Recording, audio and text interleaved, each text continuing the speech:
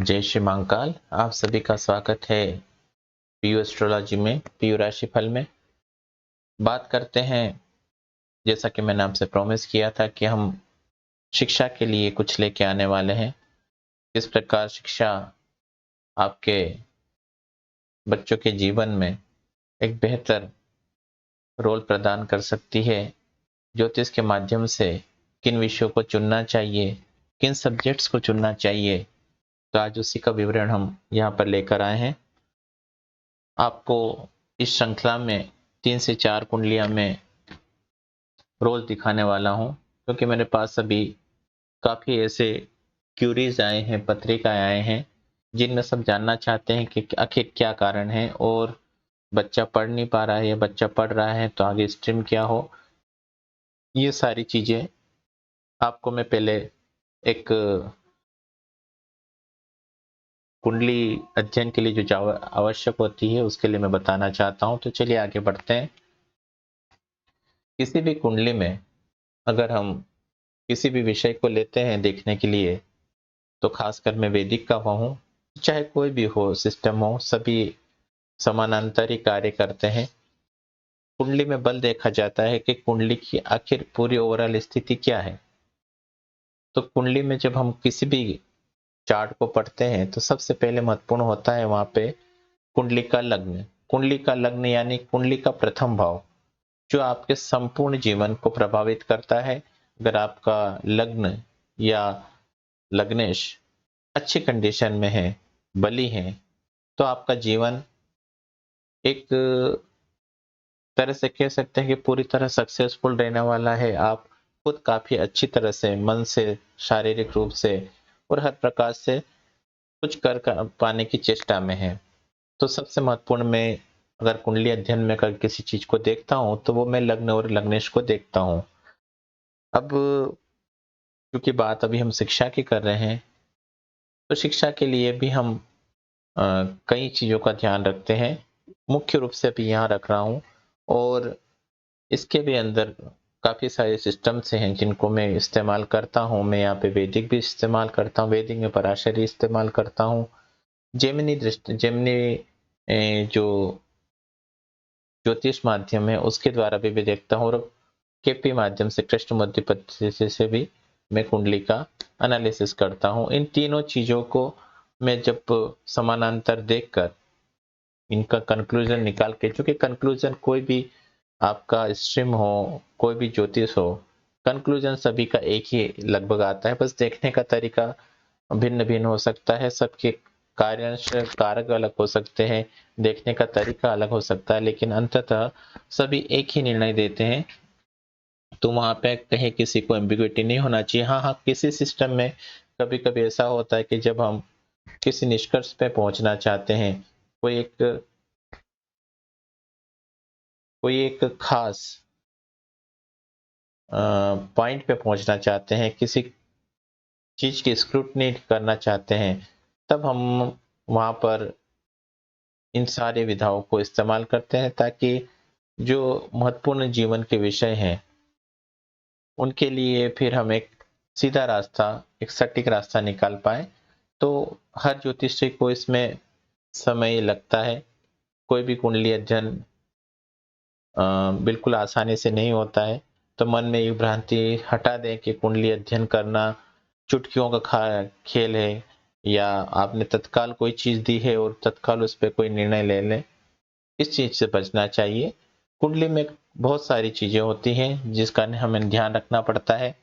जैसे अब हम वर्ग कुंडली या केपी कुंडली के माध्यम से जब कोई एनालिसिस करते हैं, किसी चीज को देखते हैं, तो वहां पे समय बहुत महत्वपूर्ण हो जाता है। आपने जो चार्ट दिया है उसके वर्ग कुंडलियां भी बनती हैं। कृष्णमूर्ति पद्धति में तो सबलॉट बनते हैं, और अगर हम केसीआईएल में जाएं तो वहां पे सब सबलॉट पे जाते हैं। तो जब ये सारी चीजें जब बहुत ही स्क्रूटनी से होती है, वहां पे 15-15 सेकंड पे या 1 मिनट पे, या वर्ग कुंडलियों में 1 से 2 मिनट में जब आपके डिविजनल चार्ट चेंज होने लगते हैं, या कई कई बार ऐसा होता है कि वर्ग कुंडलियां मुहाने पे ही होती है, यानी 2-4 सेकंड के आप परिवर्तन करेंगे तो वहां पे वर्ग कुंडलियां बदल जाएगी। तो ये बहुत सारी चीजें हैं जिनका ध्यान में रखना पड़ता है। और हमारे जो क्लाइंट्स आते हैं उनको हर चीज़ शीघ्रता में चाहिए। तो मैं आपसे निवेदन करूँगा कि शीघ्रता में हर जगह हमें बचना चाहिए। शीघ्रता किसी चीज़ का सही हल नहीं दे पाती है, तो आप इस बात के लिए थोड़ा-सा एक विचार करके किसी भी ज्योतिषी के पास जाएँ। दूसरी बात होती है कि जब हम किस तरह से ये कह सकते हैं कि हाँ, आप जो कह रहे हैं ये सही है या ऐसा है। देखिए, शिक्षा, एजुकेशन और जीवन, ये जीवन का कोई भी महत्वपूर्ण कार्य हो, महत्वपूर्ण पॉइंट हो, व्यक्ति ज्योतिषी के पास क्यों जाता है? व्यक्ति ज्योतिषी के पास इसलिए जाता है कि उसको कहीं न कहीं किसी कार्य में या तो दिक्कत आ रही होती है या फिर वो उस कार्य को आगे करने के लिए सलाह लेने आता है। यानी आप किसी के पास गए हैं सलाह लेने के लिए कि हाँ, हाँ, मुझे इस चीज़ के लिए आपको मार्गदर्शन दीजिए, आप मुझे सलाह दीजिए कि ये कैसा रहेगा। ये एक जीवन का एक बड़ा ही एक सीधा-सा एक जिसे फंडा लोग लेके चलते हैं। लेकिन मैं चूँकि ये नहीं कि मैं ज्योतिष करता हूँ तो ज्योतिष के लिए इसलिए बोल रहा हूँ। नहीं, ये इस प्रकार नहीं होता है। ज्योतिष एक प्राचीन विरासत के रूप में आया है और जहाँ पे पुराने जितने भी, जैसे आप कोई भी विधा लेते हैं तो वहाँ पर उन चीज़ों का विश्लेषण होता है, साइंस में हर चीज़ का परीक्षण होता है। ऐसे ही शिक्षा हमारा या हमारी जो कुंडलियाँ होती हैं उनका परीक्षण होता हुआ आया है और उसके कुछ रूल बने हुए हैं जो हमारे ऋषि मुनियों ने हजारों साल से पहले हमको दे दिए थे।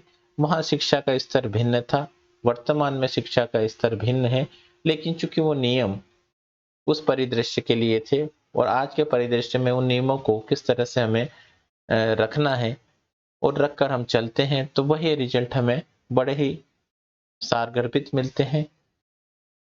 जैसे कई जगह आपने देखा होगा कि नहीं, ज्योतिषी तो पुरानी कुंडलियों की विवेचना करते हैं और वो हमें बताते हैं।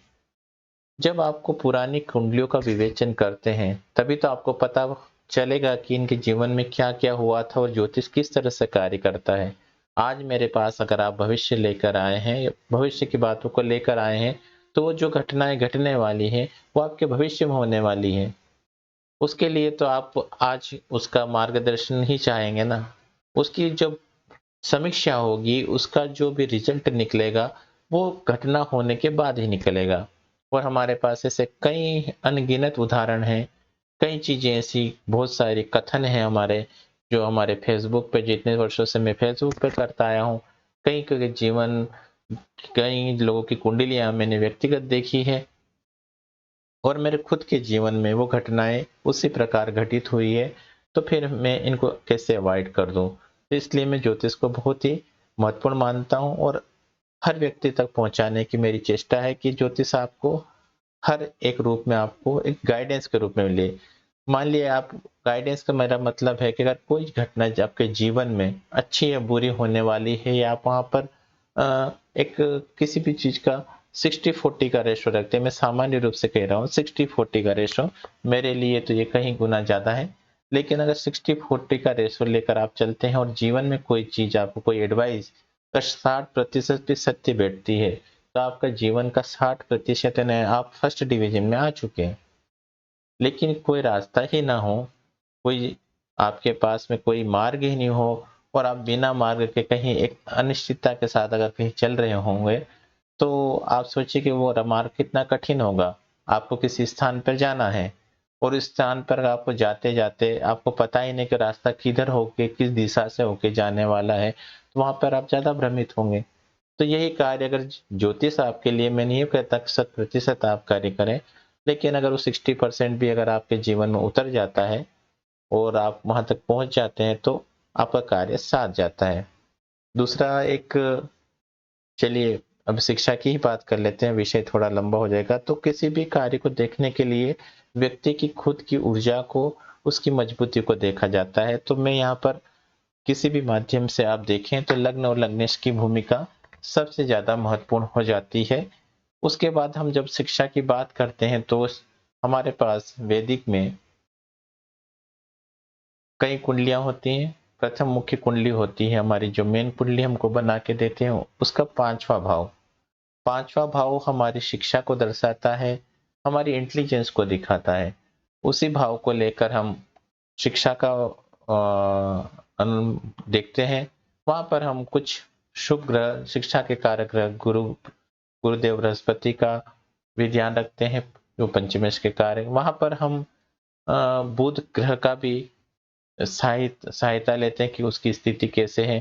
पंचम, पंचमेश, गुरु और बुध, इनको जब हम प्रधानता देते हैं और साथ ही पंचम 5वें भाव पर जो दृष्टियां पड़ती है ग्रहों की, उनके साथ उनके जो संबंध है, शत्रु है, मित्र है या सम है, उन सब की एक कंप्लीट एनालिसिस करने के बाद ही हम वहाँ के पंचमेश का निर्णय लेते हैं कि कहाँ पंचमेश की स्थिति किस प्रकार है और ये क्या क्या मोटे तौर पे जीवन में सब्जेक्ट लेंगे। क्योंकि शिक्षा एक लाइफ टाइम अचीवमेंट है।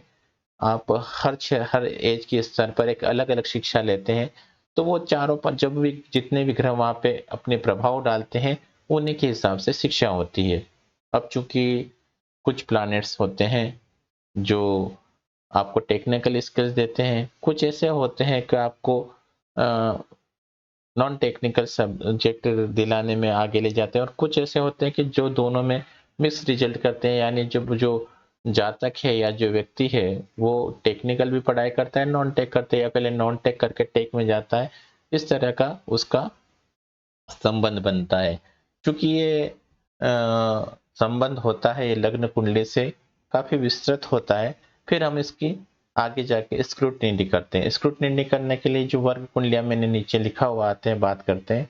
वर्ग कुंडलियां एक तरह का ऐसा माध्यम है, जैसे हमारे बड़े बड़े ज्योतिषी कहते हैं, मैं तो एक जिज्ञासु हूँ ज्योतिष में, तो वो कहते हैं कि लग्न कुंडली आपका एक पूरा एक अपार्टमेंट है। आप जिस किसी बिल्डिंग में रहते हैं, समझ लिए कि एक अपार्टमेंट है आपका, और जो वर्ग कुंडलियां हैं वो आपका एक्चुअल फ्लैट है। यानी किसी भी चीज को, किसी भी चीज को देखना हो सूक्ष्मता के साथ, तो उसकी वर्ग कुंडलियों को देखना पड़ना बहुत ही आवश्यक है। अब वर्ग कुंडलियां क्या है?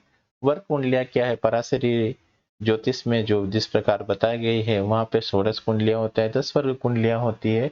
तो शिक्षा के लिए हम वहां पे D24 यानी लग्न कुंडली के 24वें भाग की एक कुंडली बनती है, उसका हम वहां पर उसको पढ़ते हैं, उसको देखते हैं। लेकिन चूंकि ये वर्ग कुंडलियां अपने समय के हिसाब से, मैंने कहा जैसे लग्न का 24वां भाग, जब लग्न का 24वां भाग का हिस्सा करेंगे, तो समय कितना सूक्ष्म होना चाहिए, आपसे 2 से 3 मिनट के अंतराल में या 3 से 4 मिनट के अंतराल में आपका D24 चेंज हो जाता है। तो उस चीज के लिए कुंडली का बर्थ टाइम रेक्टिफिकेशन यानी समय शुद्धि करना बहुत ही आवश्यक हो जाता है। तो जिनके बच्चों की कुंडलियां अपने उनके माता पिता के साथ जैसे वो कार्य हम करते हैं बर्थ टाइम रेक्टिवेशन के द्वारा, कि बर्थ टाइम रेक्टिवेशन करके माता पिता के ग्रह नक्षत्रों के आधार पर वो हम BTR करते हैं, वो एक जटिल प्रक्रिया है, वो भी करते हैं। उसके बाद जब हम कुंडली अध्ययन करके उनको आपके सामने प्रस्तुत करते हैं, तो वो कुंडलियां उसी प्रकार की होती है और वही उनके सारी घटनाएं मैच करती है, तभी आपके सामने किसी भाव का हम रिजल्ट देने का प्रयास करते हैं। तो वर्ग कुंडलियों पे जाते हैं, और वर्ग कुंडलियां क्या कहती है, क्या हमें इंडिकेशन देती है। अब वहां पे ऐसा होता है कि ग्रह सारे स्क्रूटनी करके तो आ जाते हैं, लेकिन कोई ग्रह ऐसा होता है टेक्निकल वाला नॉन टेक में चला जाता है, नॉन टेक का टेक में चला जाता है, तो वहां पर हम राशियों की भी गुण धर्म को देखते हैं, उनका अध्ययन करके फिर आपके सामने एक निचोड़ निकाल कर, क्योंकि जीवन का बहुत महत्वपूर्ण पार्ट होता है शिक्षा। और जब बच्चा एक लाखों रुपए खर्च के, माता पिता लाखों रुपए उन पर खर्च करते हैं, उसके बाद वो टेक्निकल स्किल्स लेकर भी कोई ऐसा नॉन टेक काम कर रहा होता है, या कोई कार्य ऐसा करता है जो उसके करियर में कहीं कहीं जुड़ा हुआ ही नहीं होता है, तो फिर वहां पे बड़ी ही एक विवशता आ जाती है। कि बहुत सारे मैंने अपने ही साथ जॉब करने वाले लोगों को देखा है, बहुत सारे ऐसी फील्ड में भी देखा है जहाँ पे बी करे हुए मेधावी छात्र लोग आजकल बैंकिंग सेक्टर, फाइनेंस सेक्टर में एमबीए करके या कुछ और करके अपने जॉब कर रहे हैं। तो ये बड़ा ही एक विचित्र समाज है। आपके लाखों रुपए, एक कीमती समय, जीवन का महत्वपूर्ण समय आप बिना कंसल्टेंसी के एक अपने ही दबाव में या बच्चों की खुद की एक आपाधापी में या बाहरी रेस में बिना मतलब वो सब्जेक्ट तो ले लेते हैं और वहाँ पे वो सक्सेस नहीं हो पाते हैं, या सक्सेस होते हैं तो भी उनकी बहुत ज़्यादा डिफ़िकल्टियाँ होती हैं। तो इसी के लिए हमने ज्योतिष और शिक्षा के इस विषय को चुना है, आपके सामने लाए हैं। आप भी इसका कम से कम सहारा लेकर आगे बढ़ें। चलिए अब आप बात करते हैं, एक कुंडली को ले लेते हैं, उस पे हम बात अपनी समीक्षा रखेंगे।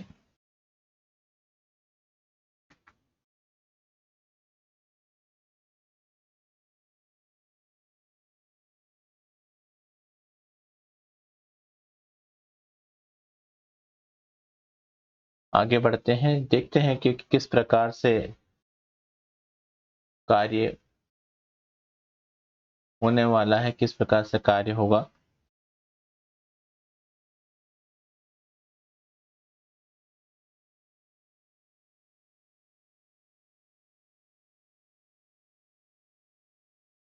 अब आपके सामने एक कुंडली प्रस्तुत कर रहा हूं। इस कुंडली में देखिए कि मकर लग्न की कुंडली है।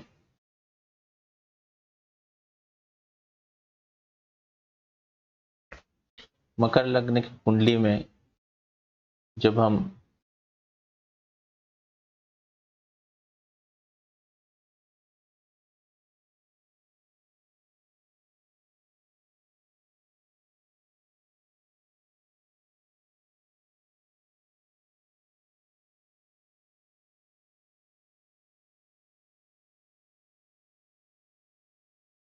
माफ कीजिएगा, एक थोड़ा सा टेक्निकल इश्यू है।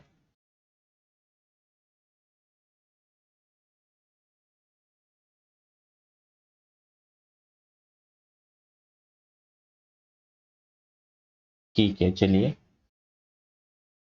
बात करते हैं इस कुंडली की कि इस कुंडली में किस प्रकार से हम शिक्षा को देखेंगे। तो ये जो कुंडली उदित हो रही है, ये मकर लग्न की कुंडली है और ये मेरे पास हरियाणा से आई है। हरियाणा से एक बिटिया की कुंडली है। वो जानना चाहते थे कि इनकी पढ़ाई में बड़े डिफिकल्टीज आ रहे हैं, कुछ दिक्कतें आ रही हैं, सब्जेक्ट तो इन्होंने सही चूज किए हैं या नहीं किए हैं। तो मैंने जैसे कहा कि किसी भी कुंडली के लिए क्या आवश्यक होता है, उसका लग्न और लग्नेश बहुत महत्वपूर्ण हो जाते हैं। इस कुंडली में जैसे ही आप देखेंगे, ये कुंडली मकर लग्न की कुंडली है और जो मकर लग्न जो अपना आप में होता है वो काफी एक वर्कोलिक होता है कि थोड़ा सा उसमें एक क्षमता होती है संघर्ष करने की। शनि जिसके लग्नेश होते हैं, शनि महाराज के जो है एबिलिटी वो धीरे धीमे होती है।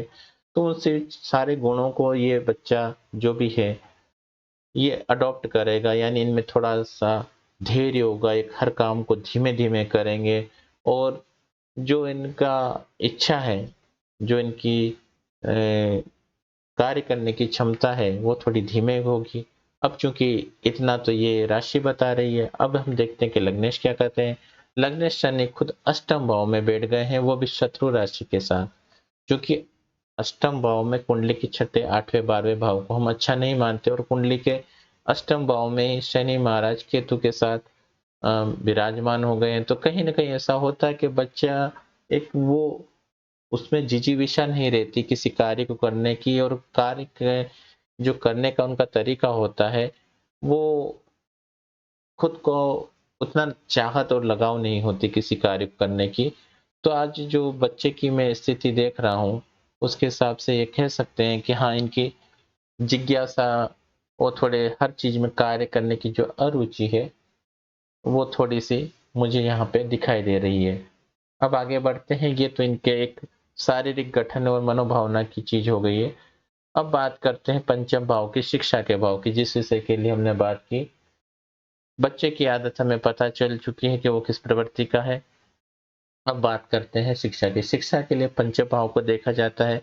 प्राथमिक शिक्षा को हम दूसरे भाव से देखते हैं, उसके बाद की जो 10th के सब्जेक्ट्स हैं उनकी बात करते हैं तो हम वहाँ पे चौथे भाव पर विचार करते हैं। और जब हम उच्च शिक्षा या +2 के बाद की जितने +2 और +2 से बाद की शिक्षा को जो सब्जेक्ट सिलेक्शन के साथ होते हैं उनको हम पंचम भाव से लेते हैं। और भी ज़्यादा जो स्नातकोत्तर इच्छा एग्ज़ाम होते हैं कॉलेज लेवल के बाद, जो एमए एमएससी या जिन हाई लेवल के एग्ज़ाम होते हैं, जो जिसे भेज सकते हैं कि मास्टर्स जो परीक्षाएं होती है मास्टर लेवल की, एमडी लेवल की, वो हम 9th हाउस से देखते हैं। तो अभी हम केवल 5वें भाव पे देखें विचार करेंगे और रिसर्च की 8वें भाव से देखते हैं। तो जब हम बात करेंगे, अभी फिलहाल 5वें भाव की बात कर रहे हैं, तो 5वें भाव में जो अभी जो इनका इच्छा जो सब्जेक्ट्स हैं उनकी बात करेंगे, तो पंचम भाव में अभी इनके शुक्र की वृषभ राशि है। अब चूंकि जब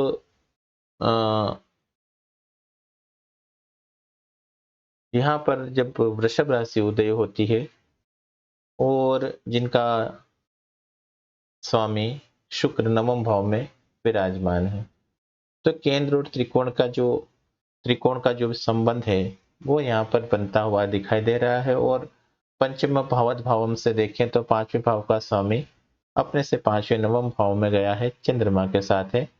तो एक काफी अच्छा सिग्नल दिखाई देता है कि हाँ, ये जो पंचमेश है वो एक अच्छी अवस्था में है। लेकिन अगर इसको हम डीपली एनालाइज करते हैं और इन चीज़ों को देखते हैं तो कहीं ना कहीं ये बच्चा जो होता है, इस तरह के जो, मैं या ज्योतिष को तो आपको पूरी तरह से नहीं बता पाऊंगा, लेकिन जो इस तरह का जो बच्चा होता है वो उस तरह के एक संघर्षशील प्रवृत्ति में होता है, उसमें एक कॉम्पिटिटिव की और साथ साथ ही एक कहीं न कहीं एक डर की भावना भी पैदा हो जाती है।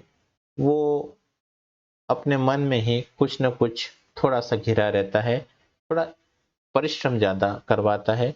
तो ये तो इनका पंचमेश का जो स्थिति है वो शिक्षा के लिए हो गई कि हाँ ठीक है, ठीक, ये एक एवरेज कंडीशन में है, इनको परिश्रम करना पड़ेगा। अगर परिश्रम नहीं करते हैं तो कंपटीशन में इनको थोड़ी सी दिक्कतें फेस करनी पड़ सकती है। चूंकि कंपटीशन के लिए अलग भाव होते हैं, वो भी हम देख रहे हैं, तो उसके लिए भी इनकी कंडीशन स्टेटस अच्छा दिख रहा है कि हाँ, ये उस लेवल तक सस्टेन करते हैं कि कॉम्पिटिटिव एग्जाम को एक अच्छी तरीके से कर पाएंगे, उसको फेस कर पाएंगे। तो ये एक स्थिति उनके लिए अच्छी बन रही है। अब बात करते हैं इनके ऊपर, इनके जो पंचम भाव पे पड़ने वाली दृष्टियां, पंचम भाव पे गुरु की स्वयं जो ज्ञान के कारक हैं और कारक की भी हम बात कर रहे थे, तो गुरु की स्वयं की दृष्टि है। तो ये एजुकेशन काफी अच्छा कर लेंगे। थोड़ा सा इनके जीवन में स्ट्रगलिंग रहेगी और स्ट्रगल के साथ ये एजुकेशन को आगे बढ़ा सकते हैं। थोड़ी इसको हमेशा हर जगह इनको मेहनत का सामना करना पड़ सकता है। बात रही दृष्टियों की, तो अब इनके चार्ट में जो अभी स्थितियां बन रही है कि इनके ऊपर गुरु की दृष्टियां बन रही है और जो शुक्र और चंद्र भी साथ साथ में है, तो हम इनको भी लेंगे और बुध शुक्र को भी अब यहाँ हम एक साथ एनालाइज कर लेंगे कि इनके पास बुध शुक्र गुरु और चंद्र, यानी इनके जीवन में कम से कम ये तो हमें लग्न कुंडली से पता चल रहा है कि हाँ, ये कौन कौन से सब्जेक्ट ले सकते हैं। तो इनमें अकाउंटिंग भी हो सकती है, एडमिनिस्ट्रेटिव सब्जेक्ट भी हो सकते हैं, फाइनेंस से जुड़े सब्जेक्ट हो सकते हैं, टेक्निकल सब्जेक्ट हो सकते हैं। और चूंकि इनको थोड़ा सा आर्ट्स और कॉमर्स जैसे सब्जेक्ट भी चूज कर सकते हैं। ये बड़ा बड़ा मोटा मोटा आइडिया हमने यहाँ ले लिया। अब इनको क्या करना चाहिए?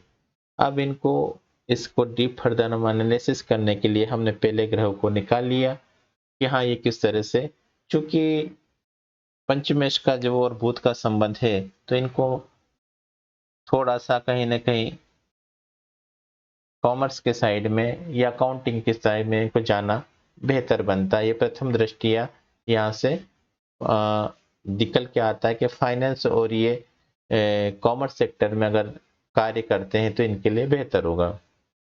अब चूंकि इनके हमने दो चीजें यहाँ पे चूज करी है कि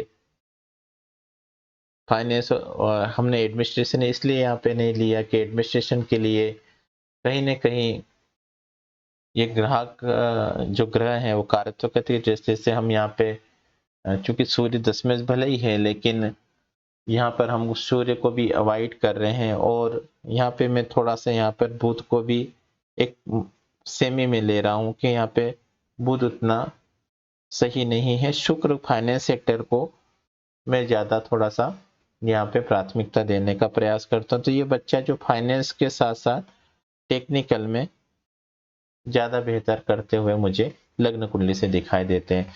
चलिए अब इनकी और स्क्रूटनी करते हैं, वर्ग कुंडली पे आते हैं। वर्ग कुंडली पे हमें नवमांश को भी देखना चाहिए कि नवमांश के हिसाब से भी क्या करते हैं। चूंकि इनका नवमांश का जो भी पंचम भाव है वहां पे सूर्य और सूर्य हमें इन्हें दिखा रहा है कहीं बाहर की ओर गुरु की राशि में होके बैठा हुआ है और ये क्योंकि गुरु भी द्वादश में है तो कहीं न कहीं इनकी जो इच्छा है, जहाँ इनका एक मोटिव होना चाहिए शिक्षा के प्रति, वो उतना पक्का मुझे नहीं दिखाई दे रहा है। कहीं न कहीं पढ़ाई में थोड़ा-सा अपने आप को लेट गो करते हैं, पूरी तरह से ध्यान नहीं दे पाते हैं, घबराते हैं। इनके लिए बेहतर होगा कि ये कहीं न कहीं बाहर जाकर या किसी हॉस्टल में जाके या कहीं बाहर जाके पढ़ाई करेंगे तो इनके लिए ये चीज़ बेहतर हो सकती है। तो ये एक वर्ग कुंडली से और निकल के सामने आता है। अगर अब यहाँ पे दृष्टियों की भी बात करें, दृष्टियों की बात करें तो इनके बुध यहाँ पर भी स्ट्रॉन्ग दिखाई दे रहा है और बुध राहु शुक्र, चूंकि इस कुंडली में बुध राहु शुक्र, अब राहु का चूंकि यहाँ पे आगमन हो चुका है तो कहीं न कहीं इनको टेक्निकल स्किल्स में भी कहीं न कहीं फेम में या मीडिया में तो कुछ मिलाकर इनका एक थोड़ा सा मोटिव अब यहाँ से बनता हो रहा है कि शिक्षा के लिए सीए फाइनेंस की तरफ या कॉमर्स फाइनेंस की तरफ या आगे दोनों सब्जेक्टों को लेकर आगे बढ़ सकते हैं। अब बात करते हैं कि पंचम भाव का तो एनालिसिस किया। अब हम D24 पे जाते हैं। D20 वर्ग कुंडली में इनके लिए किस प्रकार स्थितियां बन रही है। क्योंकि शिक्षा की ही कुंडली है तो पहले इनकी इच्छा देख लेता हूँ कि ये किस प्रकार से इनकी इच्छाएं बलवती हो रही है, क्या ये पढ़ाई के लिए इतना स्ट्रांग रह पाएंगे। तो जो हमने लग्न कुंडली से देखा था हाँ ये एक ठीक ठीक तरह से अपना कार्य कर पाएंगे और D24 में भी चार्ट में भी इनका यही लग रहा है कि हाँ ये बच्चा अपने मेहनत से अपने आप को, चूंकि लग्नेश और लग्न लग्नेश की स्थिति काफी बेहतर है तो वहां पे दिखाई दे रही है शिक्षा के हिसाब से पंचम और पंचमेश की, तो ये काफी अच्छा वहां पे अपने एफर्ट को डाल पाएंगे तो हाँ ये बच्चा पढ़ाई के लिए आगे जा सकता है। ये हमने डिसाइड कर लिया कि इनकी पढ़ाई में अब कोई भी ऐसा ब्रेक हमें देखने को नहीं मिलेगा जहाँ से कष्ट हो। थोड़ी बहुत स्ट्रीम्स को चेंज को लेकर यहाँ पे संभावनाएं बनती है लेकिन यहाँ पर ये पढ़ाई के लिए मन और मस्तिष्क बच्चे का दोनों तरह से तैयार है। एफर्ट लगाना पड़ेगा। जो लग्न कुंडली हमें वहां पे एफर्ट बता रही थी वो एफर्ट यहाँ पे भी देखने को मिल रही है लेकिन हाँ इतना है कि ये बच्चा पढ़ाई करेगा। अब बात करते हैं सब्जेक्ट्स की। जब हम D24 देखते हैं तो सब्जेक्ट में मैं यहाँ पे मुझे मुख्य रूप से अभी यहाँ पर बुध भी आता हुआ दिखाई दे रहा है, राहु गुरु केतु,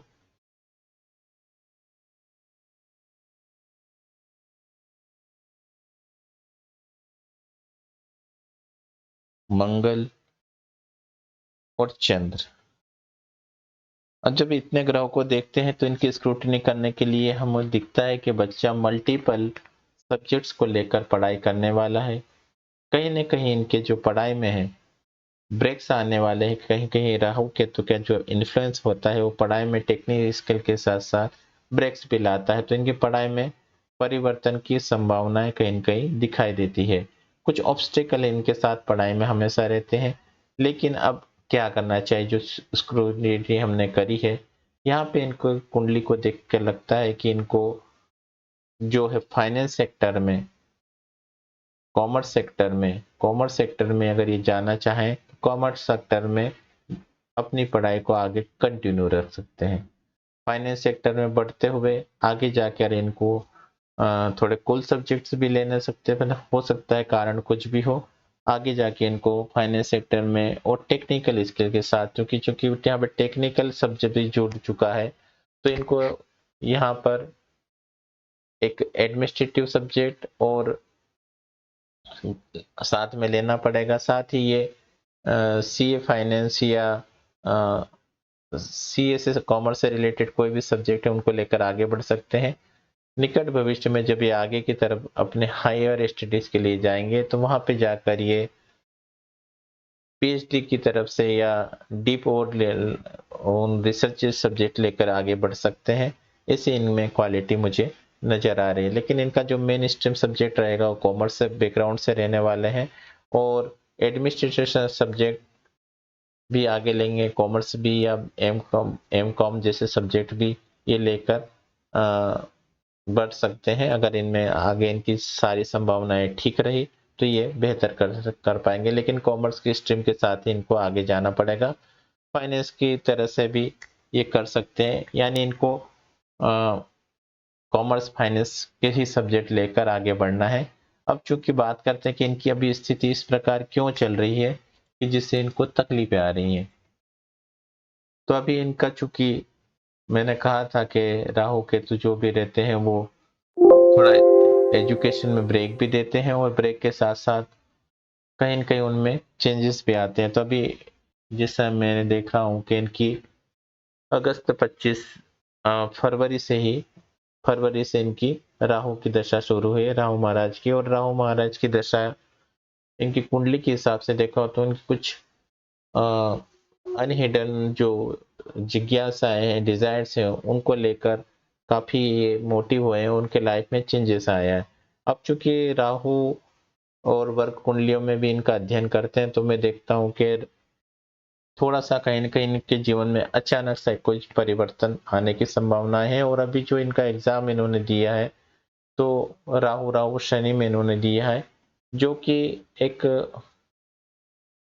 जिसे कह सकते हैं कि एक एफर्ट और कॉम्पिटिटिव एग्जाम के साथ अंततः ये सीढ़ी को पार कर लेंगे। थोड़ा डिले सब्जेक्ट्स में है, कुछ समस्याएं हैं, लेकिन ये उन चीजों को धीरे धीरे जो इनका समय आएगा, राहु में शनि के बाद इनका जो बुध का समय आएगा, यानी अप्रैल के बाद, अप्रैल मिड के बाद का इनका जो समय आएगा, उसके बाद ये बेहतर तरीके से कुछ न कुछ इनको नया कार्य मिल जाएगा। ये पढ़ाई में फिर एकदम से अपनी स्ट्रीम को बढ़ाने का प्रयास करेंगे। लेकिन 2027 तक का जो समय है इनका, थोड़ा सा इनको अपनी पढ़ाई पे बहुत ज़्यादा ध्यान देना चाहिए, विचलित नहीं होना चाहिए। कुछ टेक अकाउंटेंसी रिलेटेड सब्जेक्ट इनके आएंगे, लेकिन अप्रैल से इनकी धारा काफ़ी बदल जाएगी और अप्रैल से सितंबर के बीच में ये अपनी नई दिशा प्राप्त कर लेंगे। तो अभी निराश न हो, आपके लिए एजुकेशन की स्ट्रीम अच्छी बनी हुई है, बस कॉमर्स और फाइनेंस सेक्टर से रहकर आप आगे बढ़ें। आगे भविष्य में सब्जेक्ट चेंज होंगे उसका भी ध्यान रखें, लेकिन अभी फिलहाल की कंडीशन में आपकी जो कुंडली कहती है वो फाइनेंस सेक्टर की ओर आपको ले जा रही है। फाइनेंस सेक्टर में बने रहें, आपका जीवन बेहतर हो, अच्छा हो। इसी के साथ इस कुंडली को विराम देते हैं। कल फिर एक नई कुंडली को लेकर आपके सामने प्रस्तुत होंगे। जय श्री महाकाल।